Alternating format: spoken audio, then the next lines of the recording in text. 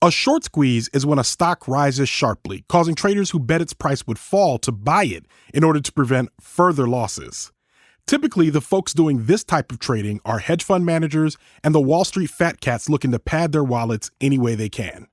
The people that these traders would never expect to be savvy enough to execute a short squeeze against them are typically called retail traders. They're individual folks who are trading stock using apps like Robinhood, which doesn't charge commission fees for its users. These retail traders also have a less savory name: dumb money. I'm Ronald Young Jr., and I'm leaving the theater.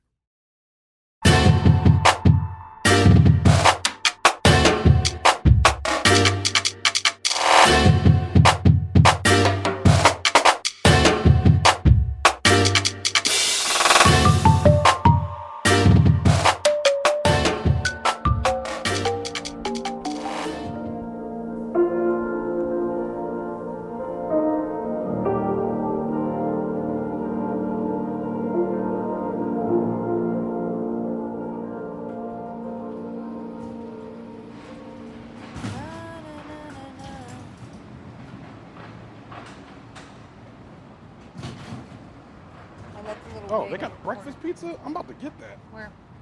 This place I go called Bad Pizza. All right, check. Here we go.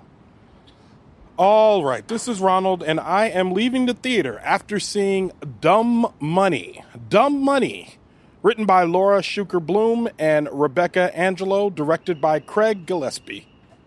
Starring Paul Dano, Pete Davidson, Vincent D'Onofrio, America Ferrera, Nick Offerman, Anthony Ramos, Sebastian Stan, Shailene Woodley, and Seth Rogen. And as always, for a complete cast listing, you can go to the link in our show notes. I'm not here alone. I am here with Laura Nichols. Laura Nichols is back and in full effect with a bicycle on the streets of Washington, D.C., where we hold it down all the time. Yeah. All right. Dumb Money is a movie about Wall Street, specifically about one instance in time about 3 years ago from 2020 into 2021, when a group of retail investors bought a lot of GameStop stock in order to do a short squeeze on a lot of Wall Street big money investors who had all shorted the stock to a degree that for a lot of people felt like it was dumb. And that's where the movie ensues. It revolves around one particular retail investor named Keith Gill, a.k.a. Roaring Kitty, a.k.a. Deep Effing Value on Reddit, and kind of what he does to seemingly lead the charge to get a bunch of people to buy the stock and put the short squeeze on the Wall Street bigwigs. Laura Nichols. Nope. Try again. Laura Nichols. You were so close, almost. Laura Nichols, what did you think of this movie? Thank you so much, Ronald. Okay, so I thought this movie was interesting. I think it was fine. Is kind of where I land. I think it was fine. I think that there's a big struggle to make a Wall Street movie coherent. This is something that I've seen. I feel this way about The Big Short. My favorite Wall Street movie is Too Big to Fail because it's the most narratively structured one. From beginning to end, you kind of understand everything that's happening. I think this one fell into the trap of trying to combine the internet culture of what was happening at the time with the reality of the people who are experiencing it. About a third of this movie at least felt to me like Reddit screenshots, like clips from TikTok, from the news. And then the parts that were real life, I think some of those were interesting, but also some of them were really unnecessary, really slow, just like pulled the movie to a dead stop at times, incredibly repetitive, constantly showing you kind of a version of the same scene over and over with certain characters. I think it was at its best when it was talking about the class difference, when it juxtaposed they did a lot of clever cuts here, juxtaposing the people who were betting, who were just the normal civilians, with the super rich people. And I have to say, before I pass the mic back, the Boston accents in this movie were all over the goddamn place. It started out kind of strong, completely dropped halfway through the movie. Paul Dano had like one scene with a Boston accent, 3 scenes without it, one scene with like an eighth of an accent. One time I saw Pete Davidson say one word with a Boston accent, and I was like, oh, this guy's supposed to be from Brockton. I don't know if you know. I'm from Worcester, from Massachusetts.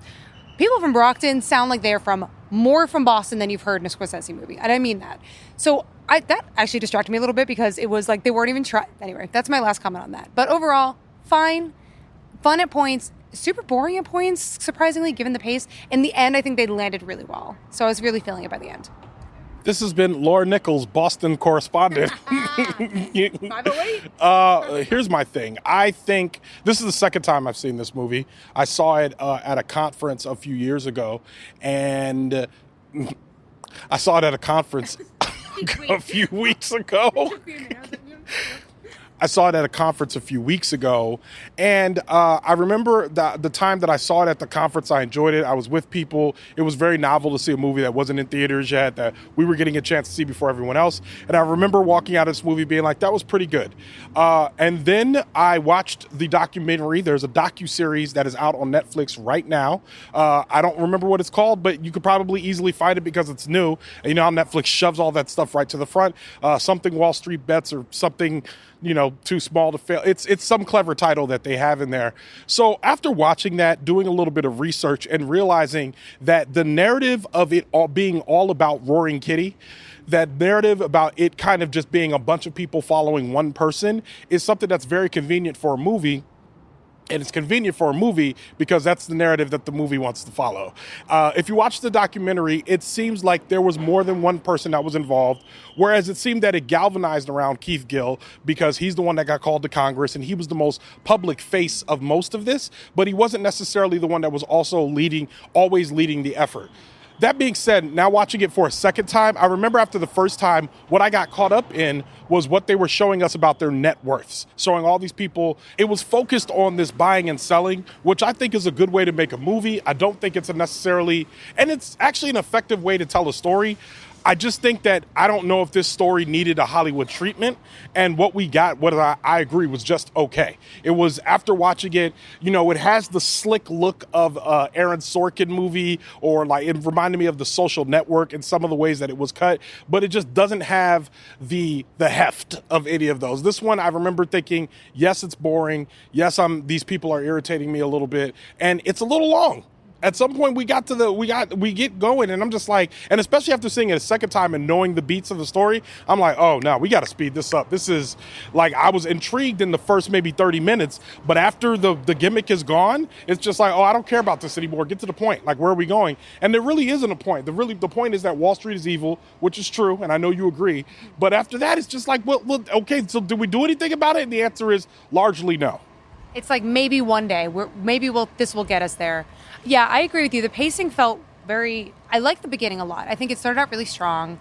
It was a real good sense of place. Like I said, when they did the Boston accents in the first one, Boston correspondent Laura here, he gets off at Maverick Station. I know exactly where that is. My sister lives near there. It's like Boston, cool. They have the little thing. They have a conversation about beer, whatever. I'm really in a sense of place, and they lose that really fast because suddenly you're jumping all over the country to people who are living their lives and getting caught up in this. I didn't know that about there being other big names in the picture at the time, but one thing I'll say is the pace-wise, they must have had 5 scenes of America Ferrera having the same conversation with her friend over and over and over. And it was, you should sell, I won't. You should sell, no, I won't. And then they jumped to another character, you should sell, no, I won't. It just was over and over. It's like, I understand. This is how you guys held the line, the diamond hands, blah, blah, blah. But I think they should have put a little more weight into the actual story of how these things happen, not just people's reactions to them, because I would have liked a little more. I guess what I'll say is what they tried to do with internet culture, there was a really big ask. I mean, obviously it was like a huge, really ambitious choice. I found at points that they were more gawking at Reddit culture than actually assessing or understanding the community itself. It's almost like at times they were mocking it because they were constantly showing like the slurs they use, the R word over and over. I mean, at some point it was like 5 times in a row, and I'm like, are they making a point about these people? Why do you keep doing this? Is that so? I kind of felt like they didn't quite weave the Reddit in internet culture. Maybe the creators didn't fully understand it, and it sort of just felt a little gawky, like I said. And the narratives were sort of interesting on the other end, but again, they kind of fell into this repetition. So pacing-wise, I think that was a problem. It was so fast, and then came to a stop, dragged and dragged. When there was a congressional hearing, I'm like, we still have a whole thing happening next. That's when I really started to kind of phase out. Yeah, by the time I get to the congressional hearing, I've just lost a lot of interest in the movie. Again, it's a compelling subject, and I think that's probably like part of the problem of the Hollywoodification of a lot of the stories in the media is they have to get them in a sense that they make sense so that people will go to the theater and watch them. And to be honest, with this movie coming out in the middle of the SAG-AFTRA/WGA strike, it feels like very, very tricky for them to think that they're going to get people into seats with a movie like this. So, yeah, I mean, with all of that being said, what would you rate this movie? I'm going to give it 2.3. That is low. Oh, okay. No, that's fine. You don't have to reset. No, but now I'm thinking about why I chose that. I think it's because I agree with you. I don't think this needed a movie treatment. It was fun at times. It was really weirdly, tonally strange at times. I wouldn't rewatch. It's a rewatchable scale for me, and I would not sit through that again. So I guess, yeah, maybe 2.5 out of what, 5, right? Yeah. I'm going to give it 2.5. I'm going to give it 50%. 50% is actually a 3, technically, because a 5 is a full score. So halfway there would be a 3. Well, 2.5 is like technically half of 5, yes. But I watched a math movie. I know that. Yeah, but like if you deal in whole numbers of the actual movie scale, like a 5 is considered a... Stars. Yeah, exactly, yeah. But that being said, I also give it a 2.5. At one point it was a 2.9, but I realized I watched it again and I did not enjoy myself. It felt kind of painful, which makes me realize it's not a 3 and it's definitely not a 2.9. I don't almost want to watch it again. I don't want to watch this again. So 2.5. Now, here's that being said, I want to make sure if any of the actors ever heard this, like I think they all did fine. Like I really liked like Paul Dano did fine. America did fine. Pete Davidson did fine. I don't think anyone's getting any Oscars out of this, but I think everyone did fine. There was a little bit of bloat, I thought, like more actors than they needed. But with all that being said, like they did the best they could with the script that was in front of them. And I think it was the finished product of the movie that just the pacing and all that stuff that couldn't be saved by good acting. I would completely agree. I do think the performances were good. Pete Davidson got a laugh or two out of me, even though he does the same thing every time. I'm like, enough with this man. But that one actually, he got a few deliveries that were good. And there was good gravity in the performances, but that's such a well said point. It's that the material was, there was only so much there. It's almost like they didn't know what to do with all these people. They wanted a wide range. Here's all these people across the country, but they weren't doing anything. So you just watch them all repeating the same loop for, however long this movie is. Felt like 2 hours. But the college girls, did we need that? There was a whole subplot about how Keith's sister had died, which is very sad, but they didn't quite pull that into why this was relevant to GameStop. Like, it's just like they were trying to do too much and somehow didn't do enough. It's confusing, but I agree with the actors. It was good performances. I think that's them trying to thread a narrative where there really isn't one. There is a timeline, but the timeline does not always make a narrative. And I think they had to make a narrative by giving a little bit more characterization to Keith Gill, which unfortunately there probably isn't much. I don't know how involved he was in this film.